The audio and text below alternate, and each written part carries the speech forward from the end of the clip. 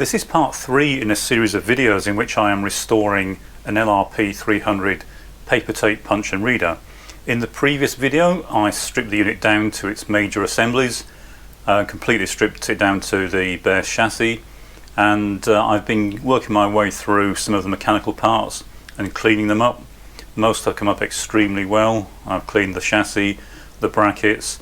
The only bit that needed a lot of attention was the reader bracket, so I bead blasted this back to bare metal and I've repainted it.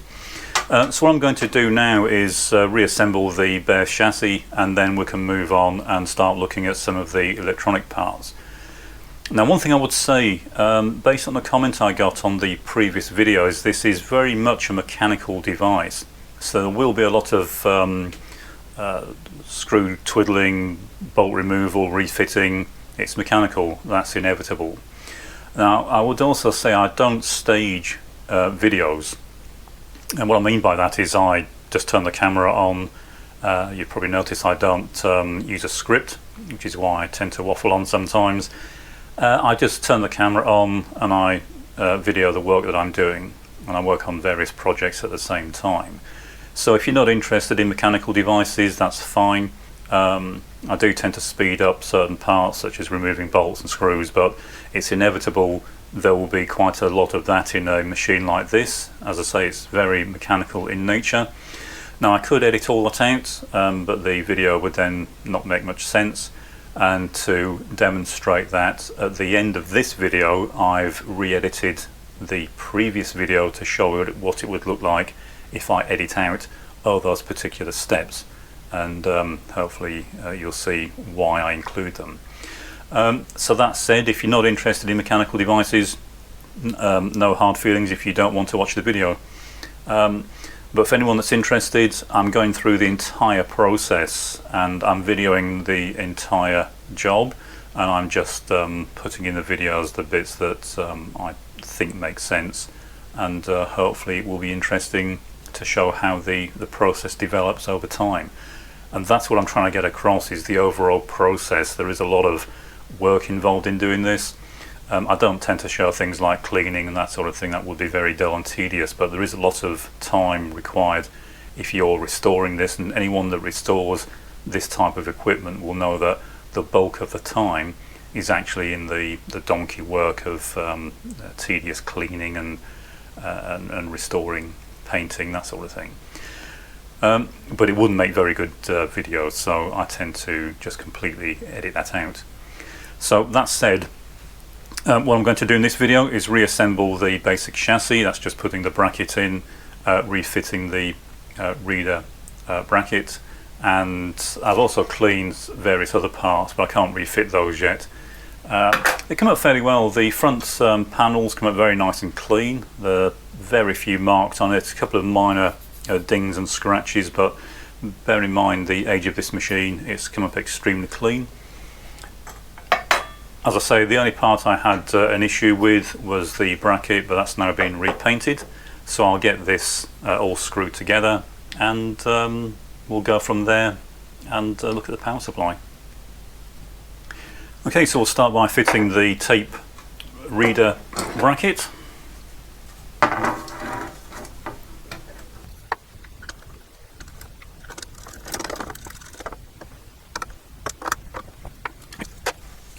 Okay, and then comes the main bracket for the control panel, and that just sits in this position, so I'll get that bolted into place.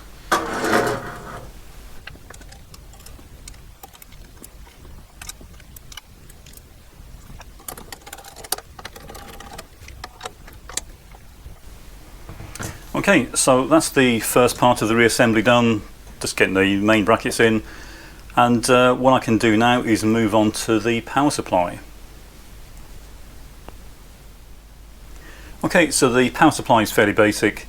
It's just really 4 supplies in one, and as I say, I do have the schematic for this, so I'll have a quick look at that before we dismantle the supply.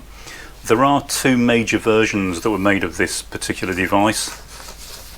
So there are 2 versions of the schematic. and we just need to figure out which one we're looking at. So all I've done is look at some of the key values that are different on the two. So I've identified certain parts where the values vary between the two versions, and we're actually looking at this version. So it's very straightforward. We have transformer, 3 bridge rectifiers, and then we have 3 fixed voltage regulators which are bolted on the underside of the supply. So you can see them here. There's one here, and one there. And the 4th device is the pass transistor for a beefier DC supply. So this is the one that drives the actual punch mechanism. So what we'll do is we'll dismantle this. I'll take the board out and clean it, and there's a lot of debris underneath between the board and the metal back plate. So I'll take this out, and then what we can do is reassemble it. I'll test the capacitors for leakage, and then we'll monitor and measure the output voltages to make sure they're correct before we refit this to the main chassis.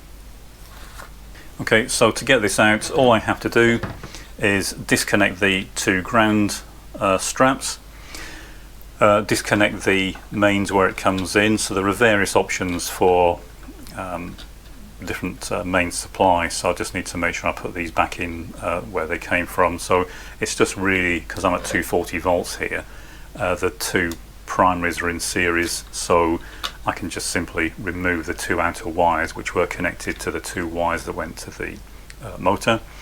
And then that means this is now completely disconnected from the wiring on the chassis. I can now take out the 2 screws that hold the ground wires to the bracket.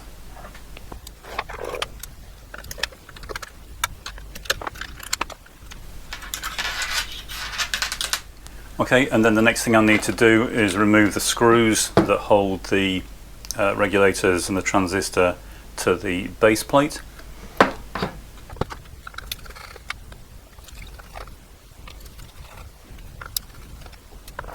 Okay, and for anyone that's interested, it would appear that this particular unit was built by Tim back in September 1981.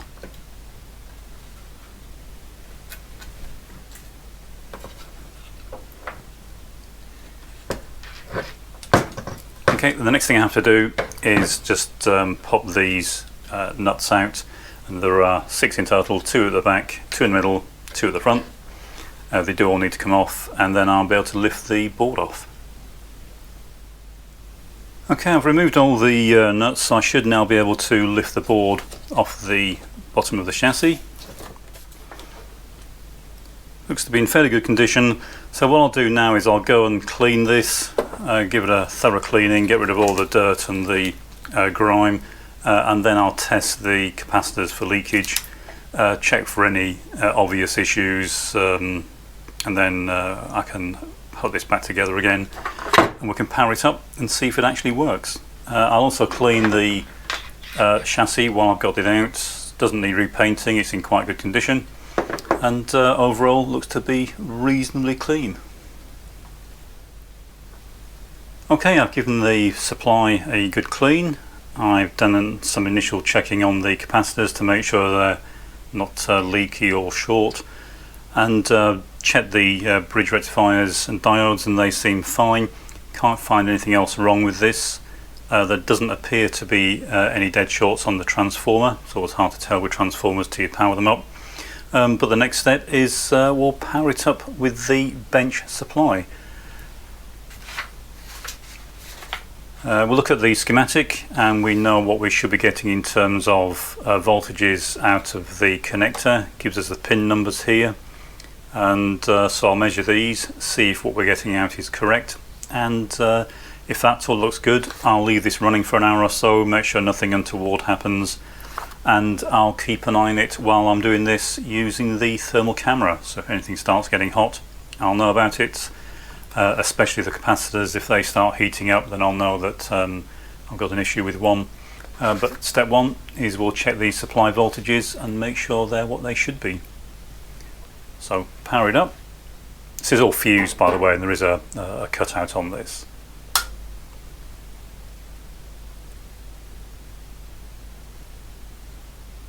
Okay, we're getting 0.1 amps going in from the main. It's a bit high. I wouldn't expect it to be quite as high as that.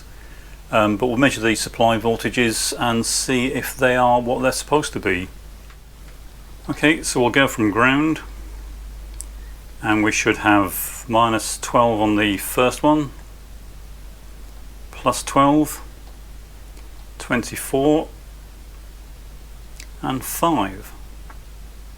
Okay, so that looks fairly good so far. All the voltages are within spec and what they should be. It's unloaded, of course, so appreciable load going through this, but I'll leave it running. I'll keep an eye on the current, and as I say, I'll keep an eye on the board with the thermal camera, and hopefully there'll be nothing heating up. We won't get any issues with the capacitors getting hot, and I can go from there. So just a quick finger test, make sure I can't feel anything heating up. That all seems fine.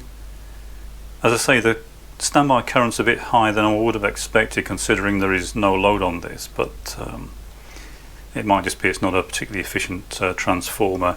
But as I say, I'll keep an eye on it with this, and if nothing heats up for an hour or so, then I'll be able to reassemble the power supply chassis and get that refitted to the main chassis. Okay, so it's been going for about an hour and nothing's getting hot. Transformer's warmed up a little bit, but then we'd expect it to. But the rest of the board, all the capacitors, everything seems fine. So we'll just do a final check of the voltages and make sure they're still within spec. And they should be fairly close to what they were before. So minus 12, plus 12, 24 and 5. So that's fine. What I'll do now is get this put back into the main power supply chassis, and then we can bolt it back into the main unit chassis. Okay, so that's the power supply reassembled. I've refitted the board to the chassis, fresh thermal paste, refitted all the isolation pads, and we'll give it another power up, make sure the supply voltages are still correct. So we'll power it up. Still seeing the same supply current, so nothing's changed. And we'll check the voltages. So it should be the same as before.